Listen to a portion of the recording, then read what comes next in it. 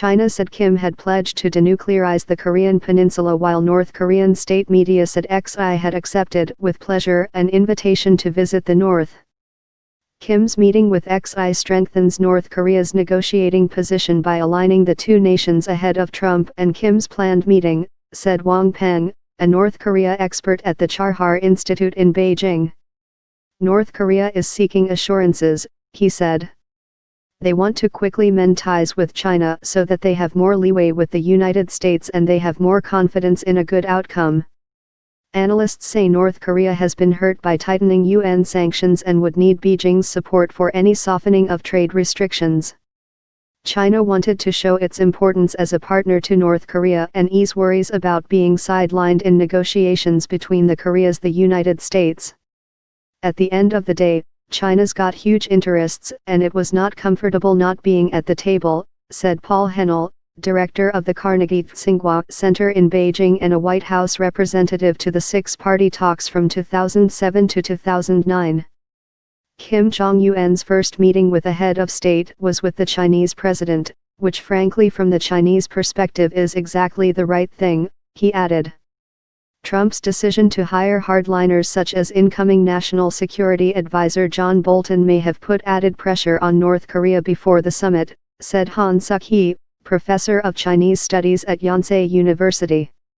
It seems that North Korea is not ready to deal with the United States without support and help from its longtime ally China, he said. Close allies again?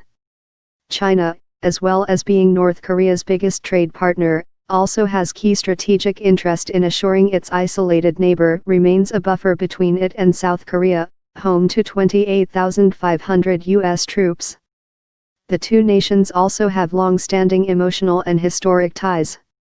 China sometimes says they are blood brothers, having fought side by side in the 1950-53 Korean War. With China signing on to ever stricter United Nations sanctions against Pyongyang, North Korean state media took to openly criticizing and even threatening China. China is the only state willing and able to immediately ease North Korea's economic burden, said Christopher Green, senior advisor at International Crisis Group. North Korea was not prepared to give up its close relationship with China, much as it may chafe at its economic and political reliance on its much bigger neighbor, he added. Xi stressed to Kim that past Chinese and North Korean leaders had always visited each other as often as relatives, proposing the two leaders set up new channels of communication, China's official Xinhua news agency reported on Wednesday. Chinese state media has cast Beijing as crucial to forcing talks between Trump and Kim with its freeze pitch for North Korea to suspend nuclear and missile tests, and South Korea and the United States to suspend military drills. A friend in need speaking at a banquet hosted by Xi, Kim Jong-un expressed gratitude to China for readily accepting his proposal to visit and all the efforts Chinese leaders made to pave the way for a successful visit in a short period of time, according to the North's official KCNA news agency. That disagreement had left Beijing sidelined amid the escalating crisis, shunning a meeting of foreign ministers in Canada where leaders discussed how to pressure the North into backing down. North Korea may also be taking advantage of tensions in relations over trade and the disputed South China Sea to draw in Beijing.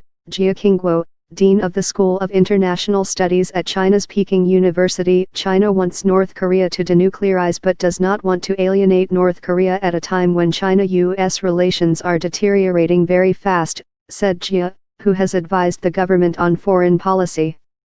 We want a denuclearized North Korea, but at the same time we want North Korea to be a friend.